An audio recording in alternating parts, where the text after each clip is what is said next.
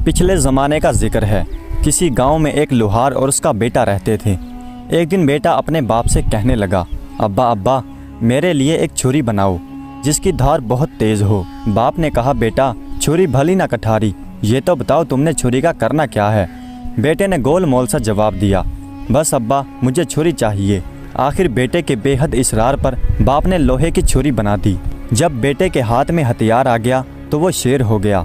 लगा बाप को डराने धमकाने कि अब्बा फौरन राजकुमार के महल में जाओ और मेरे लिए राजकुमारी का रिश्ता मांगो। अगर नहीं मांगा तो मैं ये छुरी मारकर तेरा सर तन से जुदा कर दूंगा। लोहार बेचारा ये सुनकर थरथर कांपने लगा। लड़के की आंखों में खून उतरा हुआ था।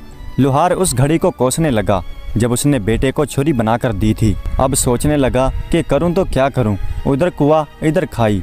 अगर राजा से रिश्ता मांगने गया तो राजा मुझे मार डालेगा और ना गया तो बेटा मुझे मार देगा। आखिर काफ़ी सोच विचार के बाद उसने फैसला किया कि यूं मरने से बेहतर वहां मरना बेहतर है। चलो राजा के पास चलता हूं, चाहे कत्ल ही क्यों ना हो जाऊं। बात तो हो जाएगी कि लोहार राजा से रिश्ता मांगने आया था।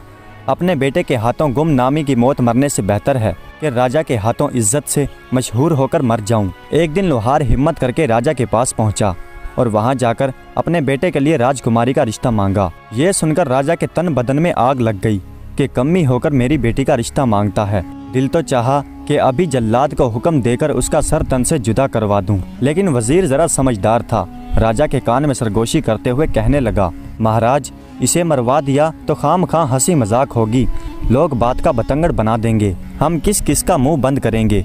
अक्लमंदी यही है कि हम किसी तरह से इसे टाल दें, सांप मरे और लाठी भी ना टूटे।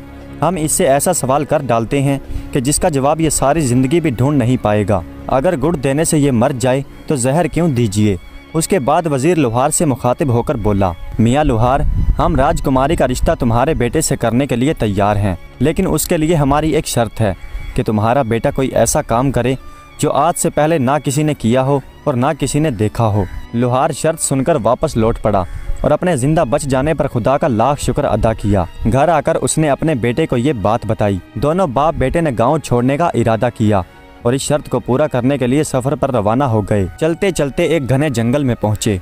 क्या देखते हैं कि एक आदमी शरी यानी शीरस के दरख्त के नीचे बैठा है। जमीन पर चारों तरफ शरी के पीले पीले फूल बिखरे हैं। आदमी ने चूल्हे में अपनी टांग डाल रखी है और पैर में से तड़ातड़ आग के शोले निकल रहे हैं। चूल्हे पर खोलते हुए तेल की कड़ाही रखी है और वो पकोड़े तल तल कर खा रहा है।